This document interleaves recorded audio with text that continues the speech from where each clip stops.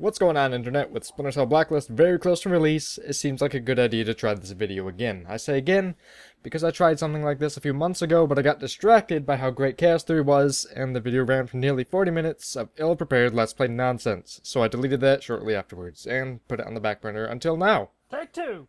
So my goal here is to hopefully explain to everyone who for whatever reason never played Chaos Theory as to why it was so great, and that every Splinter Cell after it never managed to grab me in the same way. And that is especially true if we're talking about Conviction, which did its very best to remove as many actual stealth mechanics from the game as possible, and we were left with an average third-person cover shooter with boring weapons. Though, to be fair, I did play it on PC, with a mark and execute mechanic was actually slower than me just using the mouse and keyboard to brain everyone in the room. Mark and execute got nothing on me. And they might be thinking, well, that's just the way you decided to play. No. That's just the way the game was designed to be played. And then the mission and level design forced you into situations where you had to shoot your way out. It was not a stealth game. If I had to summarize it in a few words, I'd say it's a decent game, but a fucking horrible Splinter Cell game. And I've got a bunch of reasons to support that, but I really don't want to go into that today. Don't even get me started! What made Chaos Theory so great is that there was such a wide variety of ways to play the game, and there was no instant failure states. You could just run with any mistakes you made, but at the same time, it gave a good stealth player the ability to shoot for perfection by completing a mission without ever raising any suspicion. And of course they applied those new mechanics to a series of co-op missions that required coordination beyond just shooting all of the enemies. But that's not the real reason I'm looking forward to Blacklist after the just colossal disappointment of Conviction.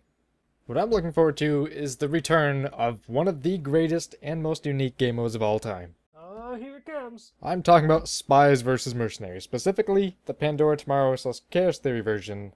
Oh, it's so good. Not the awful streamlined double agent variety. Oh, it's so bad. The double agent Spies vs. Mercenaries was so bad, such a departure from the original, that my friend and I only needed 2 matches in the demo before deciding to not even bother with double agent at all. In fact, for the longest time, it was a running joke of ours that double agent wasn't even a thing, and if you'd asked us about it, we'd play dumb and deny its existence entirely. Double what now? No, I never heard of that. So some of you may be wondering, what exactly is this magical Spies vs. Mercenaries mode that I'm so excited about? The Spies vs. Mercenaries mode was an asymmetrical competitive game mode where the less than lethal armed spies played from a third-person perspective and were tasked with completing a series of non-combat objectives by relying on mobility and stealth, while the very lethally armed mercenaries played from a first-person shooter perspective and tried to prevent the spies by setting up traps, gunning them down, or otherwise delaying the spies until the clock ran out. Each side had unique gadgets, vision modes, and of course entirely different movement options. Simply put, the spies could get to vents, crawl spaces, and ledges that the mercenaries couldn't, and the level design heavily emphasized this difference. Perhaps most importantly, this game mode could only be played in a 2v2 setup, meaning you really had to work well with that other person and rely on them entirely. In the game's prime, there was enough depth and competition to require my friend and I to rehearse opening plays that you could compare to a build order that any decent RTS game would allow. A good example of this would be on a map called Def Tech Below, where the spies' initial objectives were 2 timed hacks that were placed in locked buildings on opposite ends of a small courtyard. We timed out exactly how long it took for each of us to infiltrate the buildings and reach the terminals so we could hit them at the exact same time within a minute of the game starting. Then of course you had the dozens of tactics the mercenaries could have deployed to stop us, and at least as many ways we could have stopped them. It wasn't a cat and mouse game, it was the cat and mouse game. Oh, it's so good. I really wish I could show a full match, or at least part of one, but the PC version is super broken for a lot of players, of course me included, and the Xbox version was shut down when Microsoft pulled live support for original Xbox Live titles. So outside of maybe setting up a local LAN or using a tunnel program, you won't really be playing the old Chaos Theory Versus mode anymore. So that sucks. Anyway, time for the good news. While pretty much the entirety of Conviction annoyed me, and not the least of which was the complete lack of a Versus mode, Blacklist will definitely include it. Oh, I hope they don't fuck it up.